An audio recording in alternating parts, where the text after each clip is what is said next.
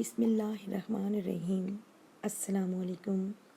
سید النساء عالمین طیبہ طاہرہ عابدہ زاہدہ حضرت فاطمہ کی پیدائش کے وقت کیوں آپ کی والدہ ماجدہ حضرت بی بی خدیجہ کو تمام دائیوں اور مکہ کی خواتین نے اکیلا چھوڑ دیا؟ وضع حمل کے وقت کیوں قریش کی عورتوں نے حضور اکرم صلی اللہ علیہ وسلم کے خاندان کا بائیکاٹ کیا؟ حضرت فاطمہ کی ولادت کے وقت مکہ کے سرداروں نے کیوں حضور اکرم صلی اللہ علیہ وآلہ وسلم کے گھر کا گھیراؤ کیا؟ ان سب حالات میں حضرت خدیجہ نے حضور صلی اللہ علیہ وآلہ وسلم کی لاڈلی فخر کائنات حضرت فاطمہ کو کیسے جنم دیا؟ ناظرین گرامی، حضرت خدیجہ مکہ کی ایک مشہور معروف شخصیت تھیں۔ سیرت طیبہ جلد 1 صفحہ نمبر 138 میں ہے کہ جب رسول خدا صلی اللہ علیہ وسلم ملک شام کے تجارتی سفر سے واپس مکہ پہنچے تو حضرت خدیجہ نے نبی کریم صلی اللہ علیہ وسلم کی خدمت میں ایک قاصد بھیجا اور آپ سے شادی کی خواہش ظاہر کی۔ بعض تاریخی کتابوں میں یہ بھی لکھا ہے کہ حضرت خدیجہ نے براہ راست پیغمبر اکرم سے شادی کی بات کی۔ نبی کریم صلی اللہ علیہ وسلم نے اس بات کا ذکر سب سے پہلے حضرت ابو طالب اور پھر اپنے دیگر چچاؤں سے کیا، اور سب نے ہی اس بات سے اتفاق کیا، اس لیے آپ نے حضرت خدیجہ کے قاصد کو مثبت جواب دیا۔ نبی کریم صلی اللہ علیہ وسلم اور حضرت خدیجہ کے نکاح کی تقریب حضرت خدیجہ کے گھر میں منعقد ہوئی۔ حضور صلی اللہ علیہ وسلم اپنے چچا حضرت ابو طالب، حضرت حمزہ اور دیگر مخصوص رشتہ داروں کے ساتھ وقت مقررہ پر حضرت خدیجہ کے گھر تشریف لے گئے۔ وہاں حضرت خدیجہ کے رشتہ دار عمرو بن اسد اور ورقہ بن نوفل وغیرہ موجود تھے۔ حضور کے چچا حضرت ابو طالب نے نکاح کا خطبہ پڑھا اور حضرت خدیجہ کی طرف سے ورقہ بن نوفل نے جوابی کلمات کہے۔ ناظرین گرامی، حضرت خدیجہ مکہ کی امیر ترین اور بااثر شخصیات میں سے ایک تھیں، لیکن جب آپ نے حضور اکرم سے نکاح فرمایا تو مکہ کی خواتین نے ان سے تعلقات منقطع کر دیے اور کہنے لگیں خدیجہ نے ایک تنگ دست اور یتیم جوان سے شادی کر کے اپنی شخصیت گرا دی ہے۔ اس لیے اس شادی کے واقعے کے بعد مکہ کی سردار اور امیر عورتوں نے حضرت خدیجہ کی طرف آنا کم کر دیا۔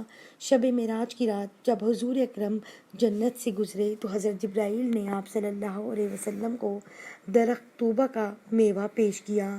جب پیغمبر زمین پر واپس آئے تو اسی میوے سے حضرت فاطمہ کی ولادت کا عمل شروع ہوا۔ اگرچہ معراج مکہ کے آخری ایام میں ہوئی، لیکن مفسرین نے لکھا ہے کہ معراج بھی نبی کریم کو کئی دفعہ ہوئی، جیسا کہ بہت سی احادیث میں ہمیں یہ بھی ملتا ہے کہ نبی کریم اپنی لاڈلی حضرت فاطمہ کو بہت بوسے دیا کرتے تھے۔ ایک دن آپ کی زوجہ محترمہ حضرت عائشہ نے سوال کیا کہ آپ فاطمہ کو اتنا چومتے کیوں ہیں؟ تو آپ نبی کریم صلی اللہ علیہ وسلم نے فرمایا، میں جب بھی فاطمہ کو بوسہ دیتا ہوں تو مجھے اس میں سے جنت کی خوشبو محسوس ہوتی ہے۔ اس حدیث کو امام بخاری، امام سیوطی اور امام طبری کے ساتھ ساتھ تقریباً تمام حدیث کتب میں بیان کیا گیا ہے۔ عظیم مولود نے پاک بہشتی میووں پر مشتمل غذا کے زیر اثر نبی آخر الزماں جیسے والد اور حضرت خدیجہ جیسی پرہیزگار والدہ 20 جمادی الثانی کو اس دنیا میں قدم رکھا۔ آپ سورہ کوثر کی تفسیر بن کر آئیں کہ جس سے مخالفین کے طعنے اور مذمتیں ناکام ہو گئے۔ چنانچہ پیدائش کا وقت امام طبری نے ذخائر الاقبا میں کچھ اس طرح نقل کیا ہے کہ جب سے نبی کریم سے حضرت خدیجہ نے نکاح فرمایا تو مکہ کی تمام عورتیں آپ کے خلاف ہو گئیں اور کسی بھی موقع پر آپ کا ساتھ نہ دیتی تھیں۔ جب حضرت فاطمہ کی پیدائش کا وقت شروع ہوا اور وضع حمل کا وقت قریب آیا تو قریش کی خواتین کو پیغام بھیجا گیا کہ وہ اس تکلیف دہ عمل میں مدد کے لیے حضرت خدیجہ کے پاس تشریف لائیں۔ اب یہی وہ موقع تھا کہ مکہ کی عورتیں کہنے لگیں، تم نے ہماری بات نہیں مانی اور ایک غریب یتیم سے عقد کیا، اب اسی سے کہو کہ تمہارے لیے کسی دائی کا بندوبست کرے، ہم تو ہرگز مدد کو نہ آئیں گی۔ حضرت خدیجہ نے جب یہ سنا تو بہت غمگین ہوئیں۔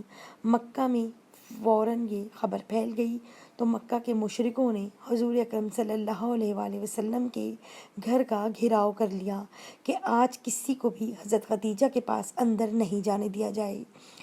خیر، وضع حمل کا سخت وقت کا آغاز ہوتا ہے اور حضرت خدیجہ اکیلی ہیں، کوئی معاون نہ ہے۔ آپ کے دل کی دھڑکنیں تیز تر ہو گئیں اور لوگوں کی سرد مہری آپ کے لیے موجب تکلیف تھی۔ اچانک آپ کی روح کے افق میں ایک روشنی پیدا ہوئی، آنکھیں کھولیں تو 4 خواتین کو اپنے نزدیک پایا، بہت پریشان ہوئیں۔ ان میں سے ایک خاتون کہنے لگیں کہ پریشان نہ ہوں، ہمیں آج آپ کی مدد کے لیے بھیجا گیا ہے۔ یہ خواتین حضرت فاطمہ کی ولادت تک حضرت خدیجہ کے ساتھ رہیں۔ حضرت فاطمہ کی پیدائش کے بعد جب اس